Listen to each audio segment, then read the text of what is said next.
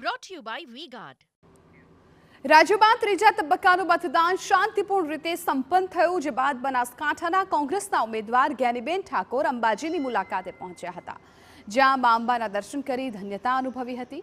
સાથે સાથે મતદારોનો આભાર માન્યો હતો અને ચૂંટણી પૂર્ણ થતાં જીતનો આશાવાદ વ્યક્ત કરતા કહ્યું કે અસત્યની સામે સત્યની લડાઈમાં જે મતદારોએ સહકાર આપ્યો છે તેનો હું આભાર માનું છું અને મા અંબાના આશીર્વાદથી બનાસકાંઠામાં શાંતિપૂર્ણ ઢબે મતદાન પૂર્ણ થયું અને તેના કારણે જ બનાસકાંઠા બેઠક પર વધુ મતદાન થયું. સત્યની લડાઈ લડવા માટે સમગ્ર જિલ્લાએ જે સમર્થન આપ્યું, અદ્ભુત પ્રેમ સ્નેહને લાગણી આપી, એ બદલ બનાસકાંઠાની જનતાનો હૃદયપૂર્વક આભાર માનું છું.